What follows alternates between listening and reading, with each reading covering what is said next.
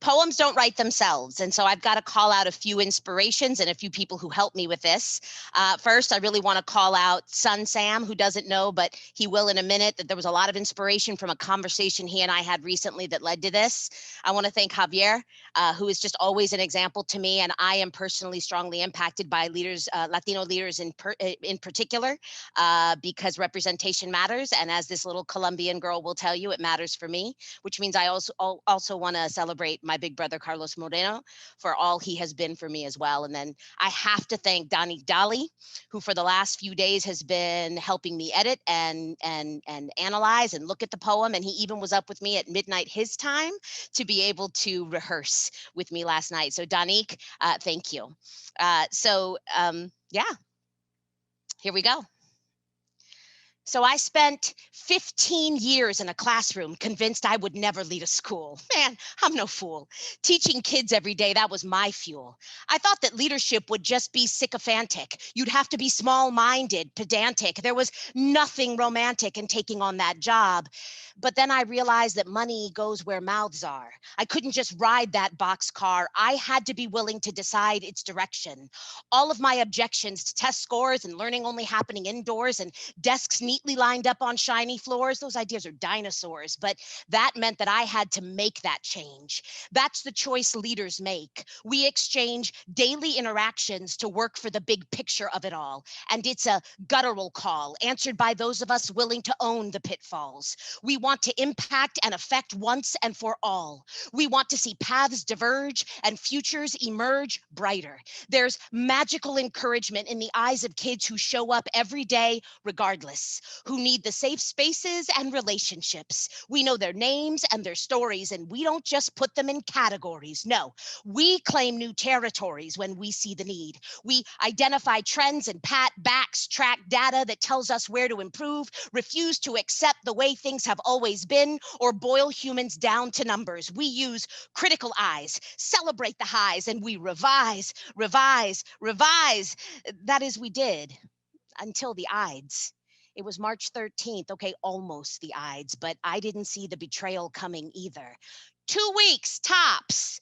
You can quote me from March 12th, 2 weeks tops. I gave props as we walked out, certain, y'all, 2 weeks tops.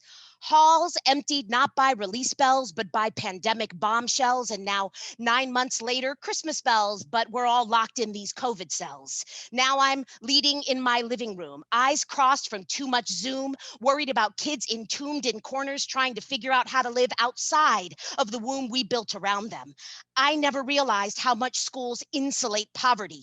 We need to see equal broadband plans and a computer in every hand and policy able to withstand the pressure of the 1%. And how do we figure that out with kids calling us, telling us their parents can't pay the rent? Because in a country this rich, we always had funds for laptops and hotspots. And y'all, I know this is a lot, because I miss live faces at staff meetings. I miss the camaraderie of a conference, connecting to conscious practitioners who constantly iterate, innovate, agitate. I miss visiting advisories that were pure dynamite, site visits. I miss high fives and unfiltered smiles, miles of lunchtime campus walks, and kids piling into my office with an idea. This should not be this hard, because it's been alarm clocks silent, disruptions violent, worries giant, but possibilities vibrant, because this confinement has obliterated the educational box. It invites the unorthodox. Locks previously held tight now opened, inviting in some dopeness. There has to be more than reinventing a broken system online. It's an opportunity to design and redefine what school is. So I have searched for my inspiration.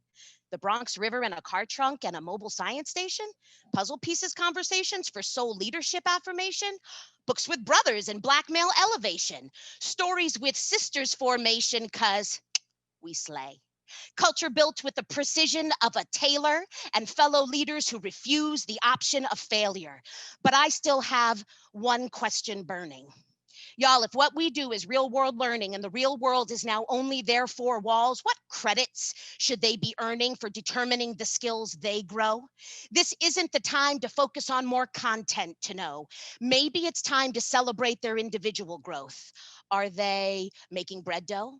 Did they pick up the banjo, choose to get healthy and shrink their torso? Are they teaching themselves to paint like Van Gogh? Are they growing indoor tomatoes, learning through tutorial videos? What are they doing without being told? Breakthrough leadership, y'all, means being bold. So this is a chance to break the mold. What might we be able to inspire without the control? This time is an opportunity. So let's build our herd immunity to the lunacy of antiquated models remade online just to generate meaningless grades, perpetuate inequitable charades, and keep up the masquerade that school was working before COVID hit. Today, let's recommit to even more action.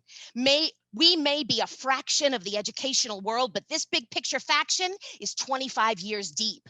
We are teams of waymakers and rule breakers, agitators and activists. And like Carlos, Andrew, Elliot, and Doc, we don't balk. Steeped in traditions designed to sweep away old thinking, leadership is not for the shrinking, so still we rise. Let's end today with eyes to the skies and plans to operationalize our revolution. Because even though we are tired, we will work with every shred, making changes to the roads ahead, and every morning roll out of bed ready to keep saying what we have always said.